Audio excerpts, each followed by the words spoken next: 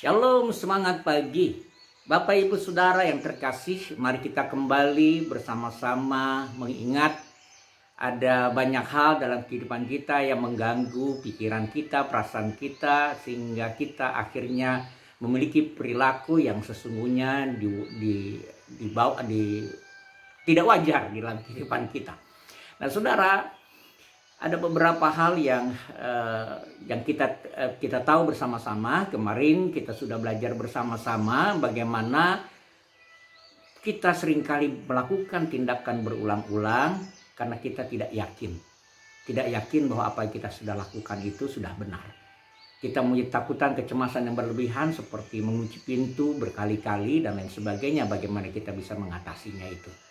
Nah, Saudara, awal-awal yang seperti itu lalu berkelanjutan kalau kita sekalian misalnya saja mencuci tangan, sebenarnya sudah bersih karena kita kurang yakin dan kita terus mencuci, apalagi di tengah-tengah pandemi. Mungkin saudara merasa bersih ketika saudara mencuci tangan, dan saudara terus merasa kurang bersih, dan saudara tidak yakin bahwa apa yang saudara sudah lakukan sudah sangat bersih sekali, yang akhirnya tangan saudara lecet karena apa yang saudara lakukan hal tersebut.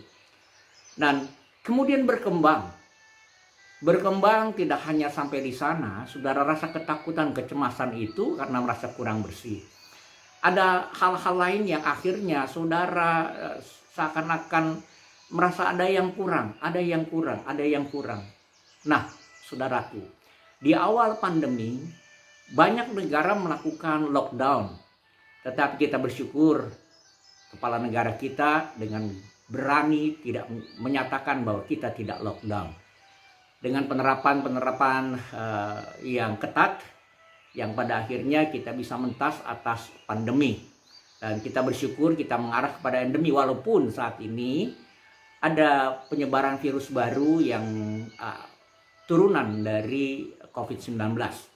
Nah, saudara yang saya kasihi di dalam nama Tuhan Yesus Kristus, pada awal pertama pandemi itu ada, karena membaca di berita begitu hebohnya bahwa kita tidak mungkin bisa belanja, lalu kita mulai menimbun sebanyak-banyaknya dan lain sebagainya. Nah, saudaraku, ini diakibatkan karena rasa panik yang berlebih-lebihan, kecemasan yang berlebih-lebihan, yang seharusnya kita tidak lakukan, tapi kita lakukan. Supermarket diborong habis-habisan, seolah-olah pindah toko, dari toko satu supermarket pindah ke rumah kita. Beruntung kalau rumahnya kecil, tapi kalau rumahnya besar, maka dia akan menimbun semakin banyak lagi. Nah, saudara, ini pun adalah penyakit kelainan jiwa. Nah, saudaraku yang saya kasihi, kita juga perlu waspada dan perlu berhati-hati. Walaupun nampaknya ini tidak biasa-biasa, seperti biasa-biasa saja, tidak seperti yang sangat luar biasa. Kita berkomunikasi masih bisa dan lain sebagainya. Kita punya alasan mengapa kita timbun. Nanti kalau lockdown terjadi, apa yang kita bisa lakukan? Maka ini yang bisa kita lakukan untuk bisa mencukupi dan lain sebagainya. Saudara, akibatnya yang terjadi adalah penumpukan barang yang berlebih-lebihan. Kalau masa pandemi seperti itu, kelihatannya wajar. Bagaimana ketika pandemi itu sudah berlalu dan masih kegiatan itu dilakukan? Atau bahkan sebelum pandemi kita sudah melakukan hal yang sama seperti itu, seolah-olah dunia akan kiamat besok. Nah, ini yang seharusnya kita mewaspadai. Jika demikian, mari kita melihat bahwa sesungguhnya kita sedang tinggal. Saudara sedang tinggal. Jika saudara mengalami masa seperti ini, saudara sedang tinggal dalam kepanikan, saudara sedang tinggal dalam kecemasan yang berlebihan, saudara sedang tinggal dalam ketakutan, sehingga kepanikan itu menyebabkan perilaku, pikiran dan perasaan kita berubah. Saudaraku yang terkasih di dalam nama Tuhan Yesus, ada banyak hal yang kita lakukan di alam bawah sadar kita, bahwa sesungguhnya kita sudah melakukan yang sebenarnya tidak harus kita lakukan. Bahkan sesungguhnya kita harusnya bisa berbagi dengan yang lain, tetapi akhirnya kita merasa kita harus mencukupkan diri kita sendiri, dan orang lain itu urusan orang lain, itu urusan kita, harus kita cukupi dulu. Ini sangat berbahaya. Saudara, tanpa terasa, pada akhirnya kita menimbun yang seharusnya kita timbun. Dan ini karena rasa kecemasan yang berlebihan, rasa ketakutan yang berlebihan, rasa kepanikan di dalam kehidupan kita. Bagaimana kita bisa mengatasi seperti itu? Firman Allah sangat jelas seperti yang saya sampaikan 2 hari yang lalu, ayat 27, 28, Lukas 21.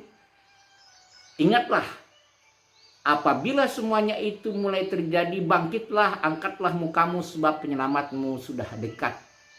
Kita harus menyadari, kita harus tahu, jangan tinggal dalam kepanikan. Justru kita mengucap syukur kepada Tuhan sebab Tuhan bersama dengan kita. Dia tidak pernah menjauh dari hidup kita. Dia dekat dengan saudara dan saya. Saudara, tinggalkan kepanikan saudara, tinggalkan kecemasan saudara, tinggalkan ketakutan saudara. Dan saudara berkata dalam hati saudara, dalam perasaan saudara, dan biarlah roh saudara berkata dan dalam doa saudara, saya bersyukur Tuhan, Tuhan beserta dengan saya. Saya tidak mau menimbun karena dasar kepanikan dalam hidup ini, karena ketakutan dalam hidup ini. Saya tidak mau menimbun oleh karena ego saya yang saya pelihara di dalam kehidupan saya. Saya tidak mau tinggal dalam kecemasan dan ketakutan karena saya adalah anak Tuhan. Semangat pagi, semangat beraktivitas. Tuhan Yesus menyertai.